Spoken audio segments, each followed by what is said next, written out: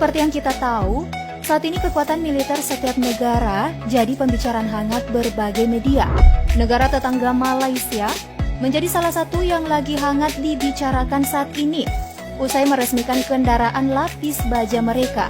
Hal itu membuat para netter mulai membanding-bandingkan kekuatannya dengan kendaraan lapis baja dalam negeri. Nah, segmen teknologi versus kita kali ini akan membandingkan antara kendaraan tempur buatan Indonesia versus buatan Malaysia. Kita lihat yuk keunggulannya.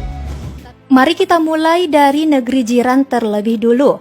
Peresmian kendaraan lapis baja pertamanya buatan dalam negeri diberi nama Tarantula. Dilakukan di Wisma Perwira Tentara Darat Malaysia oleh Menteri Pertahanan Malaysia, Datuk Seri Ismail Sabri Yaakob pada 2 April lalu. Kendaraan tersebut 100% buatan Malaysia dan diproduksi oleh Mildev International Technologies. Perusahaan itu mengkategorikan kendaraan militernya sebagai High Mobility Armored Vehicle atau HMAV. Ada 8 insinyur dan lebih dari 100 staf Kementerian Pertahanan Malaysia turut jadi bagian dari pembuatan Tarantula. Membuat kendaraan lapis baja tentu saja butuh dana yang tidak sedikit. Kementerian Pertahanan Malaysia dikabarkan telah mengeluarkan dana senilai 16 juta ringgit atau setara 56 miliar rupiah untuk proyek tersebut. Nah, proyeknya itu sudah mencakup penelitian dan pengembangannya. Malaysia pastinya harus berbangga sebab sebelumnya negara ini masih bergantung dengan negara luar soal kendaraan taktis maupun kendaraan tempurnya. Namun, sekarang mereka mampu memproduksi alutsista dalam negeri dan tidak bergantung dengan negara lain. Apalagi Tarantula juga telah melalui berbagai evaluasi dan pengujian sesuai dengan standar militer internasional. Nah, berbicara soal evaluasi dan pengujian nih, itu sudah mencakup seperti uji ketahanan jalan, konsumsi bahan bakar, uji beban, dan uji pendakian. Kendaraan lapis baja ini pun dibuat agar sesuai dengan iklim dan cuaca Malaysia. Tarantula andalan Malaysia bahkan diterima dengan baik oleh beberapa negara di Timur Tengah. Namun, meski demikian, belum ada pesanan terhadap Tarantula hingga saat ini. Kalaupun dibutuhkan, mereka mengklaim siap memasuki pasar internasional. Untuk kapasitas produksinya, Mildev International Technologies mampu memproduksi 40 unit Tarantula dalam setahun.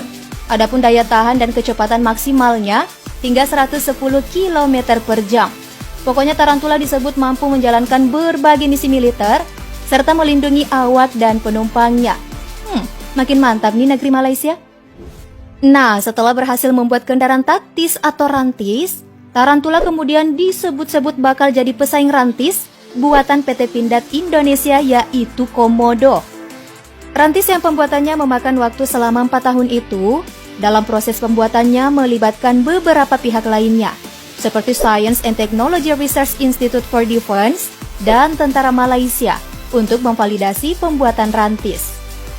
Mobil perang ini dilengkapi dengan peluncur roket, remote control weapon station, atau sistem pengendali senjata jarak jauh yang bisa menembakkan senjata hingga 360 derajat.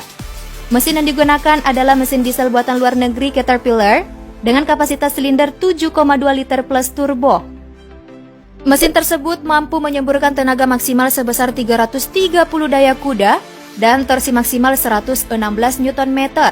Meskipun memiliki berat 14 ton, tapi rantis ini mampu melesat dengan kecepatan tertinggi 110 km per jam.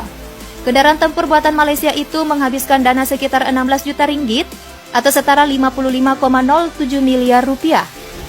Nah, dari negeri jiran kita beralih pada kendaraan tempur buatan dalam negeri. Indonesia cukup banyak memproduksi